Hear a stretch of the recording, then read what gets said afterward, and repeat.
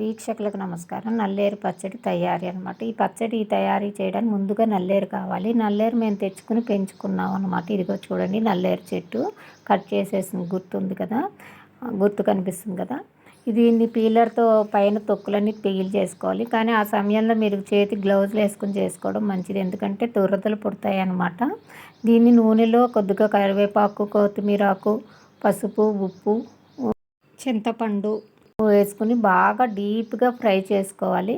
విడిగా ధనియాలు, మినపప్పు, శనగపప్పు, ఎండుమిర్చి వేయించుకుని ఉప్పు, వెల్లుల్లిపాయలు అన్నీ వేసి పౌడర్ కొట్టాం.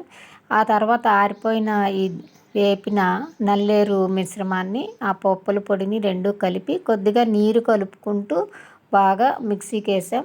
ఇష్టమైన వాళ్ళు బెల్లం వేసుకోవచ్చు. బెల్లం వేసుకుంటే ఐరన్ వస్తుంది, కొద్దిగా టేస్ట్ వస్తుంది, బాగుంటుంది తినడానికి కూడా.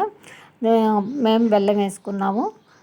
తర్వాత కొద్దిగా నీరుతో బాగా మెత్తగా చేసిన తర్వాత బూజు రాకుండా ఉండడం కోసం అని చెప్పి కొద్దిగా మళ్ళీ పోపు పెట్టేసుకున్నాం అనమాట.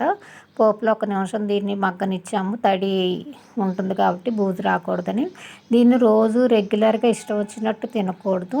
వారానికి 10 రోజులకి, నెలకు ఒకసారి మాత్రమే తినాలి. ఎందుకంటే ఒకసారి సైడ్ ఎఫెక్ట్స్ ఎక్కువగా ఉంటే, మంచి బెనిఫిట్స్ ఉంటాయి, అలాగే సైడ్ ఎఫెక్ట్స్ ఉంటాయి. ఎక్కువగా తినకూడదు. అందుకని లిమిటెడ్గా వారానికి ఒకసారి, 10 రోజులకో, నెలకు ఒకసారి మేము తింటాం అన్నమాట. వీడియో నచ్చితే తప్పకుండా లైక్ చేయండి, షేర్ చేయండి, ఫాలో అవ్వండి, సబ్స్క్రైబ్ చేయండి. ఇంతకుముందు షార్ట్స్లో దీని యొక్క లాభాలు ఏంటి అనేది ఒక వీడియో చేశాను. ఆ వీడియో కూడా చూసుకోండి. ధన్యవాదాలు. నమస్కారం.